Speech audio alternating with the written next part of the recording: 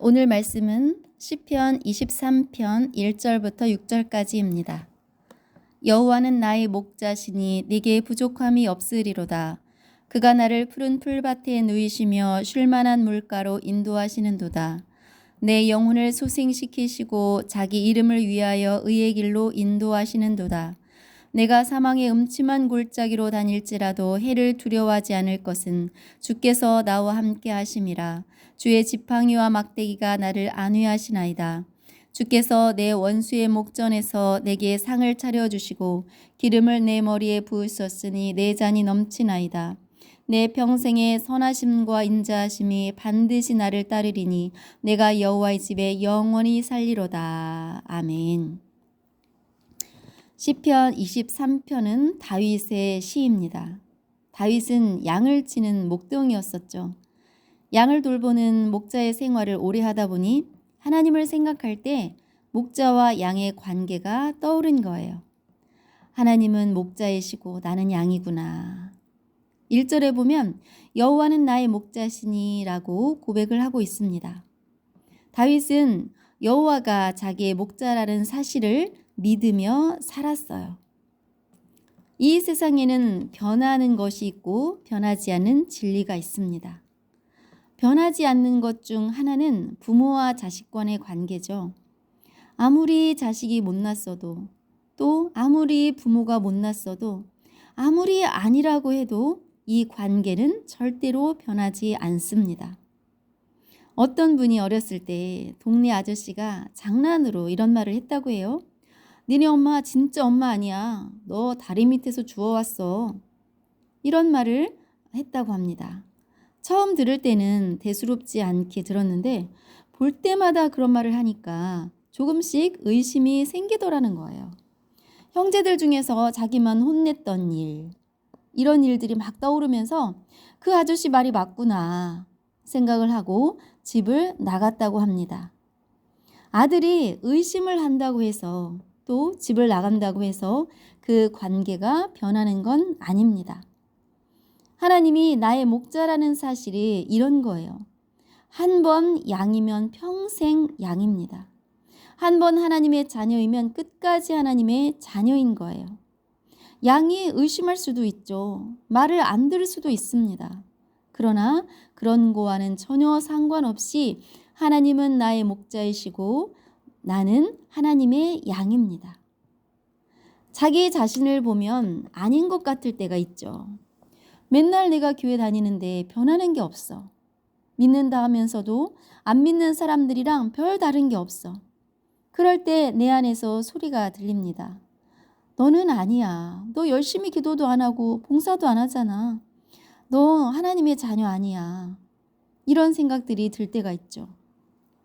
그러나 이런 생각이 내 안에 꽉 차 있을지라도 하나님이 나의 아버지라는 사실은 변하지 않습니다.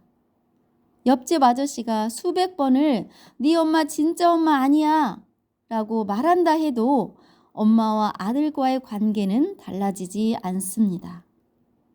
우리가 오해할 수는 있죠. 잘 모를 수 있어요.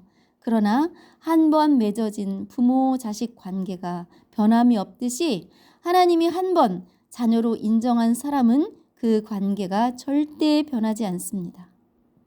하나님은 이랬다 저랬다 하는 분이 결코 아니에요. 자녀라고 했다가 아니라고 했다가 이런 분이 아니라는 거예요. 그런 분이라면 우리가 믿고 따를 수가 없죠. 하나님은 신실하신 분입니다. 절대 변하지 않는 분입니다. 다윗은 여호와가 자기의 목자라는 확신을 가지고 있었어요. 누가 뭐라고 해도 이 사실을 의심하지 않고 오히려 더 확고한 믿음으로 붙들고 살았습니다. 여러분, 여호와가 여러분의 목자라는 사실을 믿습니까? 우리가 이 질문을 한다면 말로는 믿는다고 할 수 있습니다. 그러나 실제로는 잘 안 믿어질 수 있어요. 왜냐하면 자기 자신을 바라보기 때문이에요. 자기 자신을 바라보니까 의심이 생기는 거예요. 그러나 나를 하나님의 자녀로 부르시고 인정해 주시고 이끌어 주시는 그분을 바라보시기 바랍니다. 나는 마음이 이랬다 저랬다 해도 하나님은 절대 나를 놓지 않는 분입니다. 내가 변덕이 심하니까 내 기준으로 하나님을 보니까 하나님이 안 믿어지는 거예요. 누가 뭐라고 해도 변하지 않는 진리는 하나님이 나의 목자라는 사실입니다. 어떤 순간에도 지키시고 돌보시는 나의 목자가 되어 주십니다. 이 사실을 믿고 살아간다면 내가 할 게 아무것도 없는 거예요. 목자가 다 해주기 때문이죠. 목자만 믿고 따라가면 되는 거예요. 목자는 어떤 책임이 있습니까? 양을 돌볼 책임이 있죠. 양이 뭐 할 줄 아는 게 있겠어요? 양은 할 수 없습니다. 할 수 있는 게 없어요. 그냥 목자를 따라가기만 하면 돼요. 따라가다 보면 먹을 게 있고 쉴 공간이 있고 또 잠을 편안하게 자기도 합니다. 내가 뭘 구하러 다니는 게 아니라는 거예요. 그냥 목자만 따라가면 됩니다. 그러니까 근심할 게 없죠. 아무것도 염려할 게 없습니다. 목자만 있으면 되는 거예요. 다윗은 여호와가 자기의 목자가 되어주시니 부족함이 없다고 고백합니다. 1절 말씀에 보면 여호와는 나의 목자시니 내게 부족함이 없으리로다. 아멘. 부족함이 없다는 거죠. 그리고 2절에 보니까 그가 나를 푸른 풀밭에 누이시며 쉴 만한 물가로 인도하시는도다. 아멘. 목자는 자기 양들을 푸른 풀밭에 누이고 또 쉴 만한 물가로 인도합니다. 먹을 것이 있는 곳으로 인도하죠. 평안히 쉴 곳으로 인도합니다. 양은 목자의 인도만 잘 따라가면 먹을 것 걱정할 거 없어요. 양은 목자의 인도만 잘 따라가면 평안히 쉴 수가 있습니다. 양이 할 일이 뭐가 있겠어요? 목자만 잘 따라가면 되는 거예요. 양이 풀을 찾으려고 애쓰는 게 아니에요. 양이 스스로 쉴 곳을 찾으려고 애쓰는 게 아니에요. 양은 찾을 수도 없어요. 그것은 어리석은 일이죠. 바보 같은 행동이에요. 목자가 알아서 다 해줄 텐데 헛고생인 거죠. 양은 스스로 먹을 것과 쉴 곳을 찾을 수가 없습니다. 다윗은 하나님을 이렇게 믿었던 거예요. 아, 하나님만 믿고 따라가면 되겠구나. 하나님의 인도만 잘 따라가면 되는구나. 이런 확신을 가지고 있었습니다. 여러분에게도 이런 확신이 있기를 바랍니다. 하나님이 나의 목자라서 하나님만 따라가면 부족함이 없다는 사실을 믿으시기를 주님의 이름으로 축복합니다. 3절의 말씀을 보면 더 확신이 갑니다. 3절 내 영혼을 소생시키시고 자기 이름을 위하여 의의 길로 인도하시는도다. 아멘. 내 영혼을 소생시키시고 의의 길로 인도하는데 그 이유가 있어요. 근거가 있어요. 그것은 바로 자기 이름을 위하여. 누구의 이름이에요? 하나님의 이름입니다. 우리가 잘나서 인도해주고 또한 우리가 못나서 인도 안 하시고 이런 게 아니라는 거예요. 오직 하나님의 이름을 위해서 우리를 인도한다는 거죠. 실수하는 나를 보시고 아이고 저놈은 인도하면 안 되겠구나 이런 게 아니라는 거예요. 금방 무너지는 나를 보고 하나님께서 아 저놈은 인도하면 안 되겠구나 이런 생각을 하는 게 아니라는 거예요. 나의 어떠함 때문이 아니라 하나님의 이름을 위해서 우리를 인도하십니다. 그러니 더 확실해졌죠. 하나님의 영광을 위해서 내 영혼을 소생시키시고 나를 의의 길로 인도하십니다. 하나님의 자녀인 우리가 하나님의 자녀답게 올바른 길을 걸어가도록 우리를 인도하신다는 거예요. 하나님의 이름에 합당한 삶을 살도록 우리를 인도하신다고 말씀하고 있습니다. 우리는 이 사실을 믿고 나의 삶 속에서 인도하시는 하나님을 인정해드리면 되는 거예요. 아, 하나님이 하셨구나. 지금도 하나님이 인도하고 계시는구나. 내일도 하나님이 인도하시겠구나. 이 사실을 믿고 하나님께 감사하며 따라가기만 하면 되는 것입니다. 하나님이 일하십니다. 하나님은 끊임없이 일하시는 거예요. 푸른 풀밭으로 인도하셔서 먹게 하시고 쉴 만한 물가로 인도하셔서 참 평안을 누리게 하십니다. 아, 하나님이 하셨구나. 하나님을 인정해 드리는 것, 그 안에 누리며 살아가는 것, 이것이 우리의 할 일입니다. 시편 23편의 말씀을 자세히 보면 하나님이 다 하신 일에 대한 기록이에요. 23편의 말씀 1절부터 6절까지의 말씀 중에서 6절 맨 끝부분만 빼고는 다 하나님이 하신 일이에요. 하나님은 우리를 위해서 일하시는데 어느 때도 일하시느냐? 내가 사망의 음침한 골짜기로 다닐 때도 일을 하십니다. 24절의 말씀을 보면 내가 사망의 음침한 골짜기로 다닐지라도 해를 두려워하지 않을 것은 주께서 나와 함께 하심이라. 주의 지팡이와 막대기가 나를 안위하시나이다. 아멘. 인생을 살다 보면 이런 때가 있습니다. 사망의 음침한 골짜기를 지날 때가 있죠. 광야 한복판에 홀로 서 있는 것처럼 느껴질 때가 있습니다. 그러나 그때에도 하나님은 우리와 함께 하셨습니다. 함께 하십니다. 나는 홀로 있는 것 같으나 그러나 하나님이 함께 그곳에 계신 거예요. 어려운 순간에 하나님이 함께 거기에 계십니다. 그래서 두려움이 없는 거예요. 사망의 음침한 골짜기로 다닐지라도 두렵지 않은 이유, 그것은 하나님이 함께 하시기 때문입니다. 하나님께서 함께 하심을 믿을 때 어려운 순간에도 하나님께서 나와 함께 하시는구나라는 이 사실을 믿으며 살아갈 때 우리는 두렵지 않습니다. 오히려 감사한 거죠.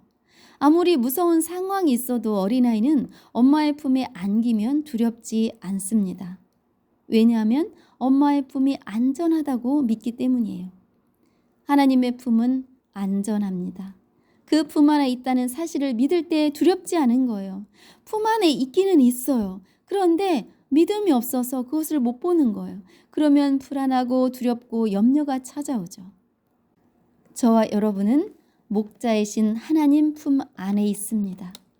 사망의 음침한 골짜기를 지날 때도 하나님이 함께해 주시고 안위해 주십니다. 6절 말씀에 보면 내 평생의 선하심과 인자하심이 반드시 나를 따르리니 내가 여호와의 집에 영원히 살리로다. 언제까지요? 평생.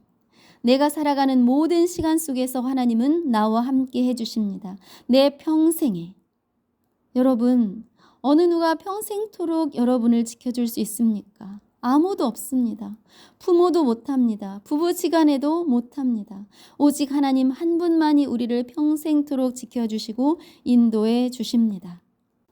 하나님의 선하심과 인자하심이 우리의 삶 속에서 지속적으로 역사하고 계십니다. 우리 인생에 찾아오는 모든 일들, 그 모든 일들을 하나님은 선으로 바꾸십니다. 때로 이런 생각이 들죠. 왜 나에게 이런 일이 일어났을까? 왜 나는 이런 사람을 만나서 이렇게 고생을 할까? 왜 이런 병이 나에게 왔을까? 왜 이런 어려움이 내게 왔을까? 원망의 말을 많이 합니다. 질문을 많이 하죠. 왜? 왜라는 질문은 끊임없이 우리가 할 때가 있습니다. 요셉은 잘못한 것이 없는 사람인데도 억울한 일을 많이 당했죠. 형들에게 미움을 사서 종으로 팔렸습니다. 종살이를 하다가 억울하게 감옥에 갇혔습니다. 요셉이야말로 왜 내게 이런 일이 일어났을까? 원망의 삶을 살 수 있었던 사람이에요. 원망을 하자면 끝이 없겠죠. 다 형들 때문이야. 형들이 나를 미워했기 때문이야. 형들이 나를 종으로 팔았기 때문이야. 형들 때문에 내가 감옥에 갇혀서 평생 원수로 생각할 수 있습니다. 그러나 요셉은 그렇게 생각하지 않았어요. 아버지가 죽으니까 형들이 얼마나 두려웠겠어요. 이제 아버지도 없고 요셉이 우리의 잘못을 악으로 갚으면 어쩌나라는 두려움에 떨고 있을 때 요셉은 형들에게 이런 말을 합니다. 형들, 두려워하지 말아요. 형들은 나를 해하려고 했지만 하나님은 그것을 선으로 바꾸셔서 오늘과 같이 많은 백성의 생명을 구원하게 하려고 하셨습니다. 두려워하지 마세요. 내가 형들과 형들의 자녀들을 다 먹이겠습니다. 라고 간곡하게 오히려 위로했다고 성경은 기록하고 있습니다. 요셉은 억울한 인생을 살았죠. 우리의 눈으로 보기에는 그러나 요셉은 그가 당한 어려움을 반드시 하나님이 선으로 바꾸신다는 사실을 믿었어요. 애굽의 총리가 되었을 때 교만한 것이 아니라 하나님이 하신 일이구나. 하나님은 내가 애굽의 종으로 팔리고 감옥에 갇혀 있었던 그 모든 일들을 선으로 바꾸셨구나. 내가 힘들었던 것은 많은 백성의 생명을 구하기 위함이었구나. 하나님의 선하심을 인정했습니다. 우리에게 어려움이 왔다면 이 어려움을 통해서 하나님은 어떻게 선하게 일하실까를 기대하는 여러분이 되기를 바랍니다. 어둠이 짙을수록 빛이 더 확연하게 밝다는 것을 우리는 알죠. 사망의 골짜기가 깊을수록 하나님의 이름이 더 영광을 받으실 줄 믿습니다. 반드시 인도하시는 하나님, 그 하나님을 신뢰하시기 바랍니다. 내 평생에 반드시 역사하실 줄 믿습니다. 우리는 이 말씀을 들을 때는 아멘, 아멘 합니다. 그러나 교회 문을 나갈 때 이제 이 말씀을 우리는 잊을 때가 너무나도 많아요. 현실과 마주 대할 때 우리의 마음이 또 변해 있습니다. 어떤 생각을 하냐면 나는 안 돼. 역시 안 돼. 나는 안 되는 사람이야.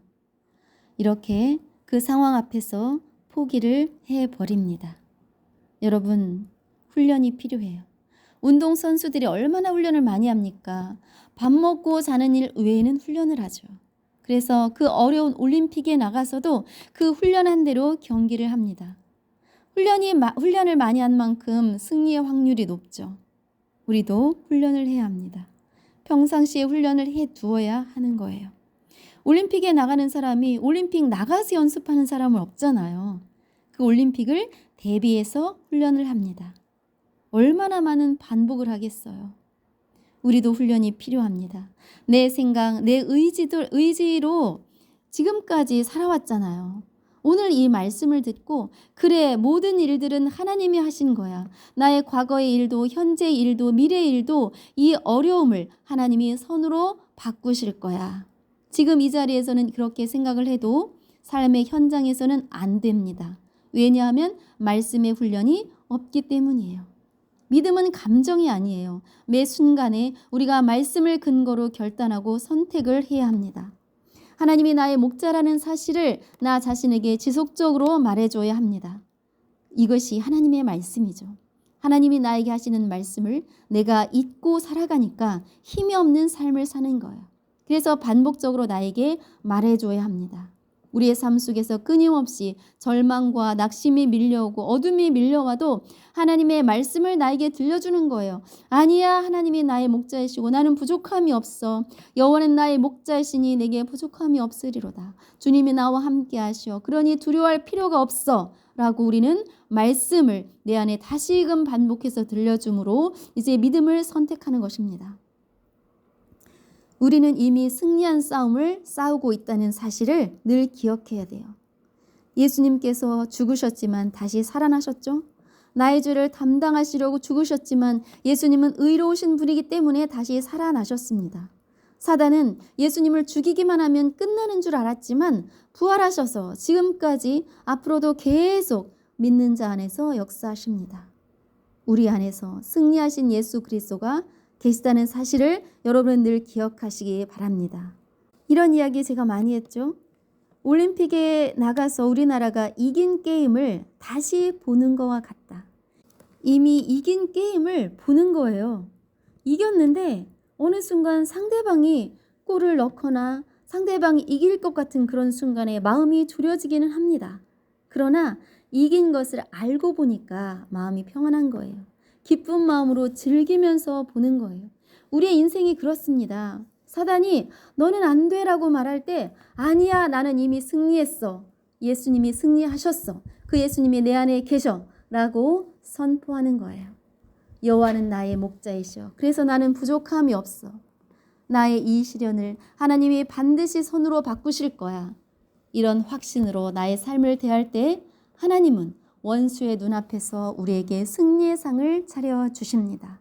하나님이 하십니다.